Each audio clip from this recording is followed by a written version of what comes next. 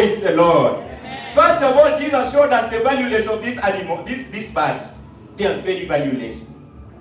Hata saa hiyo value walikuwa wananunuliwa, hata hiyo pesa saa hii hata ukipewa mtoto anatupa. Si ni kweli? Inamaanisha they were very valueless. Bwana Yesu asifiwe. Lakini anasema though men look at them as valueless, not one of them is forgotten before God. God cannot forget you. I say God cannot forget you. Amen. No matter how you may see yourself as valueless, or men told you are valueless, before God you are valuable. I say before God you are valuable. Before God you are valuable. Before God you are of value. Wewe ni wa dhamana sana mbele ya Mungu. Bwana Yesu asifiwe. Unajua kuna mtoto alilelewa akiwa orphan, hakupendwa, wazazi walikufa kabisa. Yeye hakuna mtu alimpenda mpaka akajua kwa mwenyewe. Kwetu tunasikia majaji alikuwa anasema nyatiki ichigwe kama nyatiki ichigwe kama mpira. But God can pick that child and not that child somebody. I say this, God cannot forget you. Praise the Lord. Men may see us as unvaluable, but God values you. Ambia jirani yako, you are valuable. You are of great value. Bwana asifiwe. Mwambie you are very valuable. Praise the Lord. Yani oyuni abikinye otongolo adi. Can you imagine? Yani peni mbili inakusanya na nunua ndege tano. Oyuni ni ile ndege ya nini na yoga vipabati. Au ile ndogo ndogo. Ni kadogo sana. They were so valueless mpaka tano inanunua peni mbili. Can you imagine how valuable those things were? But Jesus said, before God, God cannot forget even one of them. Praise the Lord.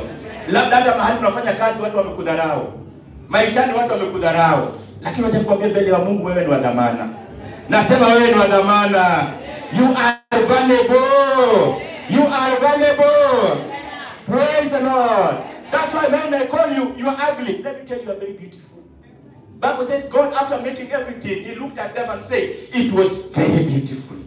Praise the Lord. Hey, if you sit next to a man, you are very handsome. If you sit next to a lady, you are very beautiful. Bwana Yesu asifiwe. What men say about is not the truth. What God says about is that is the truth. Pray, maybe si mwembamba. Si mimi mtini. Lakini wacha nikwambie, I'm valuable in the eyes of God, and that is what matters to me.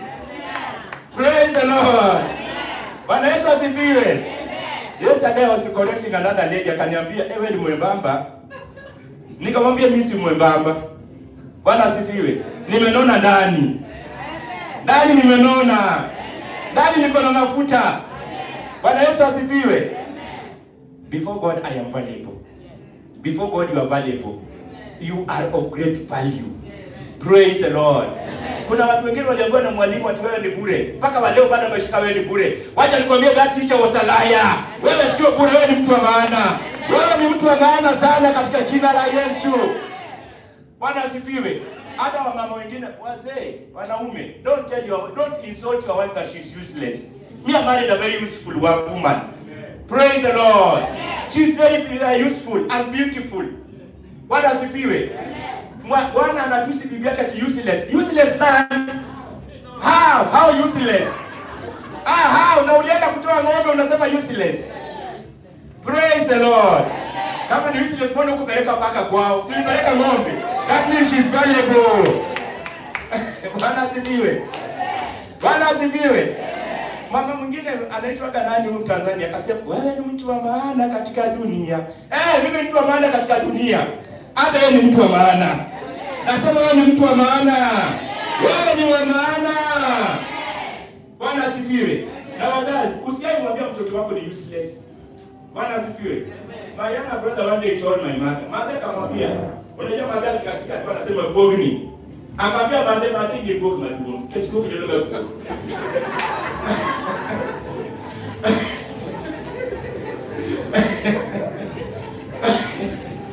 Akasema mtatibu ogeni. Bwana asifiwe.